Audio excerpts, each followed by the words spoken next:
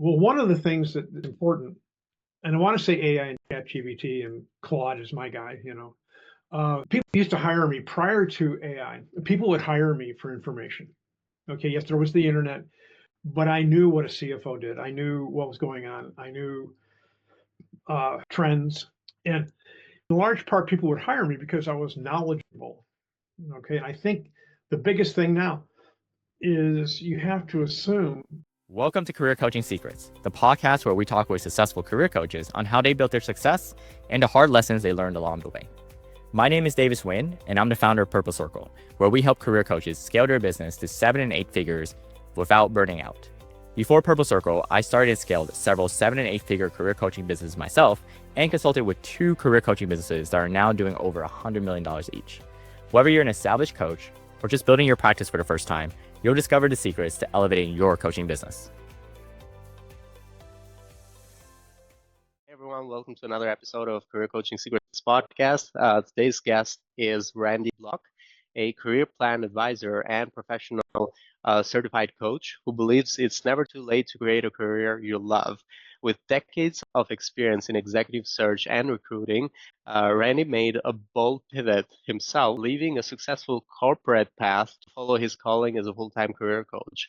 Now he helps others do the same, break through doubt, align with their values, and build careers that truly fit the life they want to live. Whether you're navigating career change, burnout, or boredom, or simply yearning for more purpose in your work, Randy brings clarity, strategy, and heartfelt encouragement to the journey. His clients range from early career professionals to seasoned executives and near retirees, all seeking something more meaningful, more aligned. If you ever thought, is this really it? Randy is the coach who will help you answer what's next with confidence and direction. Randy, we're so glad to have you with us. Welcome to the show. Glad to be here. Thank you for having me. It's a pleasure. Randy, tell me a little bit more about what inspired you to become a career coach. Essentially, after all the years of being a headhunter, I was really becoming very more interested in what my clients were, what my candidates were about. And it wasn't I was losing interest in the companies. It was just I found people a lot more fascinating towards the end, and I felt like been there, done that, got the T-shirt, and so I was ready to make a change. Not that I was bored, but even my clients knew, or keep saying clients, even my candidates knew, and my clients for that matter, knew that I was going through the motions and not. No, I was headed towards burnout. It was time to make a change. And can you tell me a little bit more about your journey from the moment you started your coaching business to where you are at today? Sure. It's bottom line is that I had realized first of all that coaching is not really helping people. Coaching is helping people help themselves. And so I went into it thinking that I was going to solve people's problems. So what I realized that me as the coach could come up with the right solution, but they had no ownership in it. So as soon as I got over that hurdle, that to discover, to have them a discovery process in themselves and what they would need, that became then my coaching business. I won't say it took off. It started to really address a specific market. So they weren't just another. We always say the cognitive and the brain, and excuse me, the cognitive and the heart. And I tell people I weave together the two. I am a brain-based performance coach, so I use a lot of that to overcome hardwiring that doesn't work for them. That was all really exciting to me. And then so part of the problem was people still saw me as a headhunter, and so you would think that I would be able to just quickly call them, hey, need coaching, and that's not how it works. So that's what I discovered also. And from then, I pretty much, I like to move when I want to move. I like to go check in. I basically have been working on a straight commission since 1972. So I've thought about building a career path. I went into this capital raise firm for a while thinking that might be another path. And I was the people guy in this firm. And I learned a lot. So I think the key for me has always been learning and staying relevant. The key word here for everybody, whether you're just out of college or you're looking at retirement, everybody in between, is how relevant are you? What's your purpose? Why the hell are you on the planet? And it's been almost like it's been more than 24 years that you've been doing career coaching. 25 Yeah, years, more than 25 years. yeah. And You it's can say, been, you can say journey. That's journeyman. That's okay. yeah. So I talked a little bit about this in the intro in terms of who do you work with. Is there a specific industry or demographic apart from what I shared, meaning early career professionals to seasoned executives all the way to near retirees? That's a pretty good description. In terms of industries, I've been all over the map. In my search business, I was in high tech, and it was the chips, it was software. I mean, it was pretty much everything in that sector.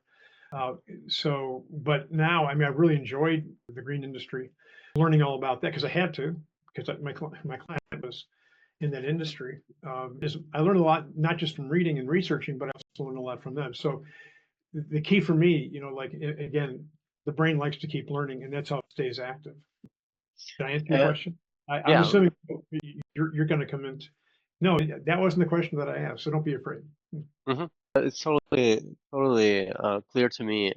Just wanted to make sure that we have the full picture. And when it comes to finding your clients, I think that probably has changed a little bit, maybe from the beginning of the 25 years to where you are at today. How do you see that working now versus how it Yeah, was working?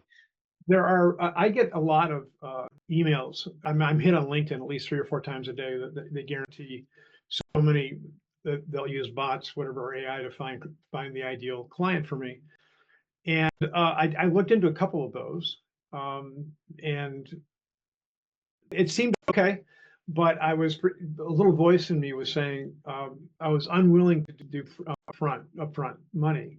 I would rather pay for results, and so I've been able to chase some of them away. And I might as well give a plug now that I am associated with an organization called Blue Steps, and I'm a coach for them, and that is strictly on a referral basis.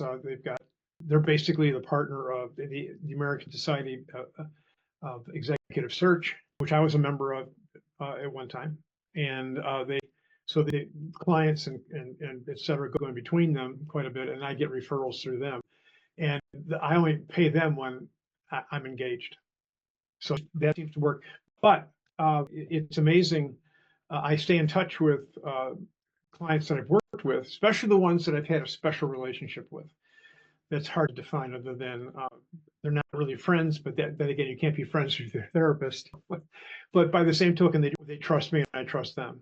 And Hmm when I get referrals from them, it's based on trust. So when I get referrals from them, it's great. I rarely get a referral from somebody that, say, I coached 5, 6 years ago. It was a decent coaching experience, but it wasn't meant to last for whatever. And there are those too. So the personal referrals, so I learned as a headhunter that like people have a tendency to refer like people. I have a pretty high hit rate when a former client of mine refers someone that they know and that they're reasonably close to. So anyway, that seems to work the best for me. Thanks for sharing it. And when it comes to future goals at this point, do you have any goals that you're working towards in the next, let's say, 1 to 3 years, maybe? I'm only smiling because your editor can edit this out. It's his or her call. I don't care. But on April 15th, I start my 79th orbit around the sun. I could be your grandfather, President. No, but it's true. It's learned a lot. I stay relevant. You'd think I'd be hanging out with retirees. I do some of that, but I'm now coaching the children of Hmm my senior clients. And I like to tell people when my senior clients start referring me to the grandchildren, forget it. I'm out of it. But no, I love what I do, and I think I'll have purpose. I'll have the love the job, love staying relevant. What's going on? I don't claim to know it all, but it keeps the brain active. And Yeah. if I had one thing to tell people, the brain likes novelty, and boy, am I learning it with AI. Learn as much as I can with that. My first response, you said, "What do you want to accomplish in the next 3 years?" And I was saying, "How about staying alive?" No, I don't want 1 foot, but I so jazzed about what I do. I know at some point it's going to end. I always told people that I could be on a coaching call at age 81 and have a heart attack and die. And in my last words, be sure he gets a refund. But anyway, I I just love it. I have no intention of retiring, or that's a bad word for a lot of us. I'm a boomer. I'm one of the first boomers, and I really care about what happens to my clients. Although I could have written a book, coaches that care too much. So Yeah, I really appreciate that. I really like that. Continue to do coaching. Are you right now coaching? How many clients are you coaching? Is it about 6. five, six? Okay, so That's about all. It's pretty intense. I mean, it's not every call is intense, but we do get into it. And I think sometimes, I took a life coach course, which isn't, but life coach. And ever since high school, I've been interested in psychology. And I sometimes see the world of coaching and life coaching kind of coming together, and also in a way, I hate to say this, but therapy or psychology a little bit. Understand. It's not so much what people say; it's where they come from and how they say it. mhm. And I pay a lot of attention to that. So to Yeah. answer your question, I don't know. I'm here indefinitely. One day he'll say Oh, he'll say I'm self-employed. And he'll say he's no longer with the firm. And you go, whoa, my God, he must have died. Anyway, so you're passionate about it, that's for sure. And when it comes to like last 25 years that you've been doing this, what would you say other career coaches who are looking into making an investment to improve their coaching business, what resources or support has been most valuable for you growing your coaching business over time? well, I do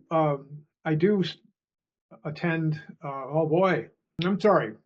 There's a group that has every 3 or 4 years they have a conference. It's a video conference, and the topics are amazing, and it's current. I mean, the way that I do really stay current. I attend these conferences, and I'll tell you, I will email you with the name of the firm. Recall isn't what it used to be, but nonetheless, they've been helpful. Of course, and also I use the resources of Blue Steps as well, and I oftentimes will actually help them stay current as well. So it's a mutual. Other resources. Well, one of the things that is important, and I want to say AI and ChatGPT and Claude is my guy. People used to hire me prior to AI. People would hire me for information.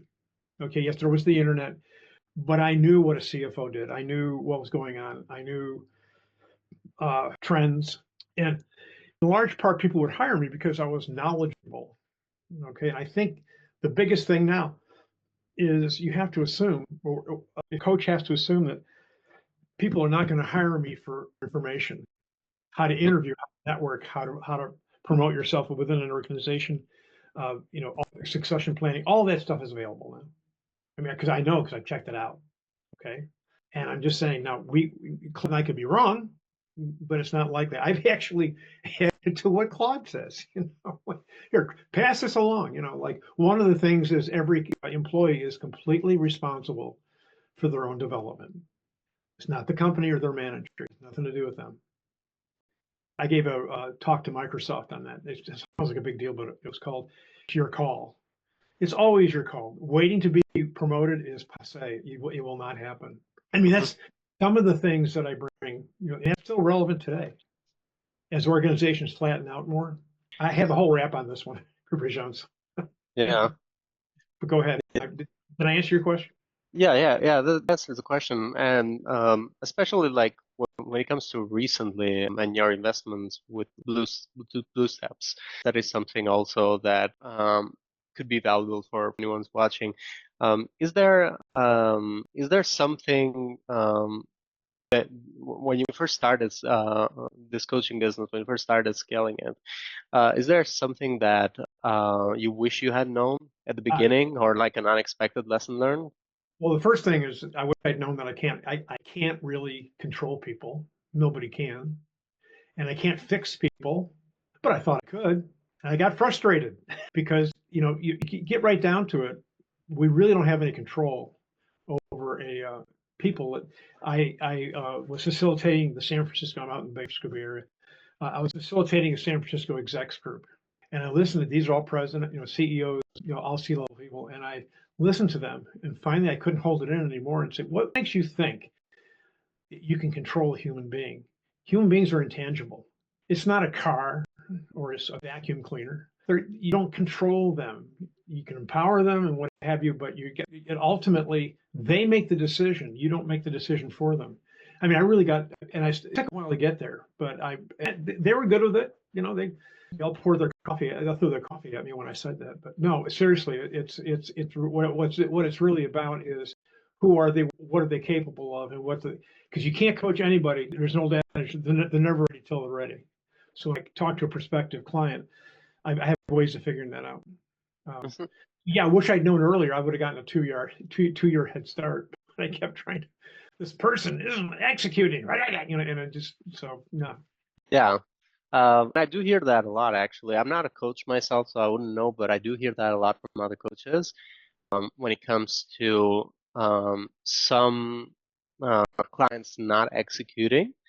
That I just wanted to ask you what you meant by control, but that actually explained it. Basically, they're not following through with what you're providing. So when it comes, I would like to interrupt for 1 second. I do this really well. I coach who interrupts. No, it was Warren Buffett who said the last person to speak at a meeting is someone that everybody listens to, and I think listening is important, certainly. But the people that will have a tendency to repeat, whatever, there are so many lost souls out there. I mean, and I truly mean that, lost souls. And a lot. And I don't know when this is going to ever be up for broadcast, if at all, but I'm just saying there's a lot of fear right now. There's a lot of confusion that we're dealing with. But the only thing you can really control is about having ownership and defining the problem, your stakeholders, and then having ownership in what you do. It's me. I'm responsible. I'm totally accountable. And I really work on that with them, with my clients. It's key. They're not even if you give them an answer, they're probably not going to execute, because I've always felt 90% of unsolicited advice goes unheeded anyway. I learned a lot in those 25 years. I can imagine. And apart from this one that you mentioned, what would you say are some of the biggest challenges you face in scaling your coaching business, apart from? You said scaling, and when I hear scaling, it means I hire people and build an organization. And I thought about doing that. As a matter of fact, I had researchers. I had as a headhunter. I also had. I decided not to do that. And then would have establish partnerships with other coaches, because every coach has the same style and we exchange information. So that's been helpful. But in terms of coming up with clients, I'm pretty active on social media. Not that I'm bragging, but I think I'm getting up to 19,000 connections on LinkedIn.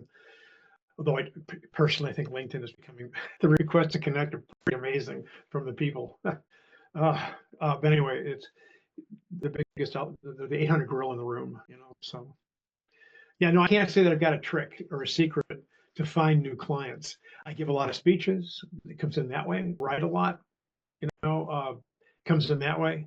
Hashtags are my friend. Mm-hmm. But I just don't have any. Quite frankly, at this stage, if I had about a dozen clients a year, that's with everything else I've got going, which I know this isn't about finance, but with everything else I have going over here, thank God Trump pulled the. Oh, sorry, I should have said that he's stopping some of those tariffs. But oh God, But anyway, it's really amazing. I had one guy. They interviewed one guy on TV who said, I lost 19 million. Really? Is that all? It's under own perception. But no, I haven't. But there isn't anything I wish I'd known, except for what I've shared with you already.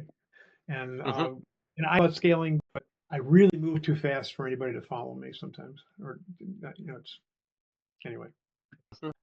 Yeah, and currently, since you're still managing 6 clients, which I wouldn't say is like a low number either, how do you handle the balance between delivering great results to these clients and managing the business growth on the other side? So there's like new clients coming in while you also have these 6 clients. One of the questions on my intake form is, how will you know you're getting your investment for coaching? And I pay a lot of attention to that. There's one answer. If there's one answer that's not acceptable, and that is I get a job. Find another coach, because most coaches that I know and I'm aware of, can't do that. They can't deliver because I've studied how to get hired. I studied, what's that? Oh, your hand. Oh, sorry. No, I think I just got a little distracted. It happens. Yeah, a lot of people are not good at politics. Some people are. I'm not very good at politics. What I mean is I made some choices. And matter of fact, I got so distracted with your hand. Get me back to the conversation again. I'm sorry. Yeah, so I was saying, how do you handle the balance There you go. between delivering great client results and managing business growth on the other side? So there's some admin work, or there's some new clients that are trying to get in the meantime. 90, okay. I think 90% of the world's unhappiness comes from lacking meeting expectations. So I make sure that I hit those. That's the results. I don't promise anything. Okay, what they expect, other than finding a job with unemployment. And so I do that. And I use Quicken. I use let's see what I'll do. The reports and pretty much I'm the CFO.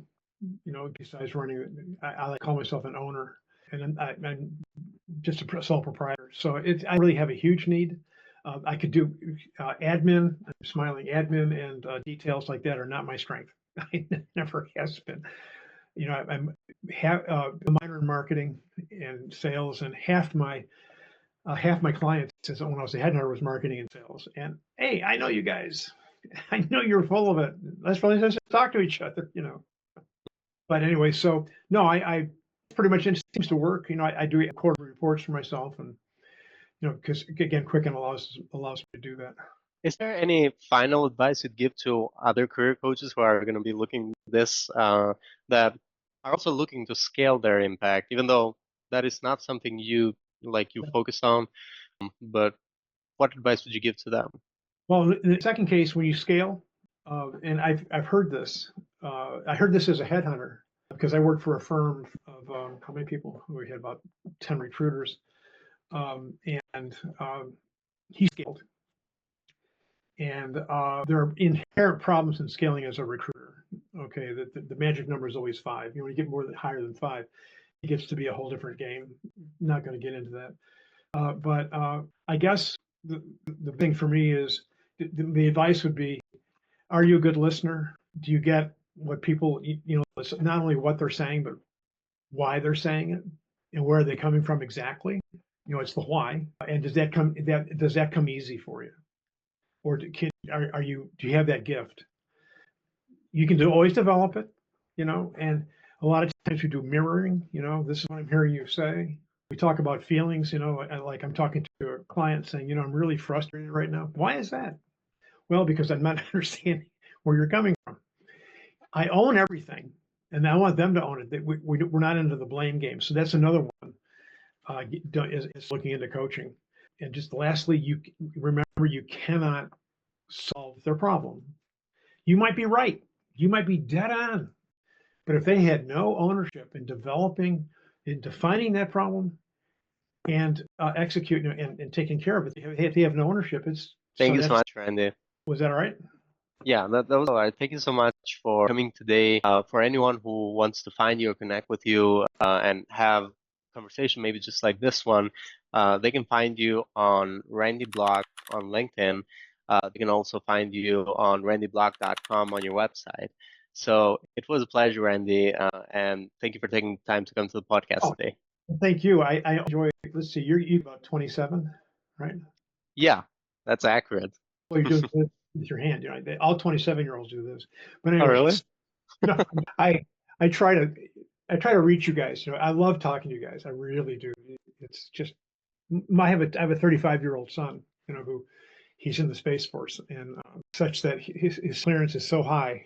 I say, "How was your day?" He said, "Dad, if I told you, I'd have to kill you." He would. But anyway, I'm a parent too. We talk about parenting, but I love being a dad and all that. So anyway, good luck to you. Thank you for your time, and hopefully this has helped you. And who knows, it might help me too. So, alrighty. Thank you. Thank you very much, Randy. That's it for this episode of Career Coaching Secrets. If you enjoyed this conversation, you can subscribe to YouTube, Spotify, Apple Podcasts, or wherever you're listening to this episode to catch future episodes. This conversation was brought to you by Purple Circle, where we help career coaches scale their business to 7 and 8 figures without burning out. To learn more about Purple Circle, our community, and how we can help you grow your business, visit joinpurplecircle.com.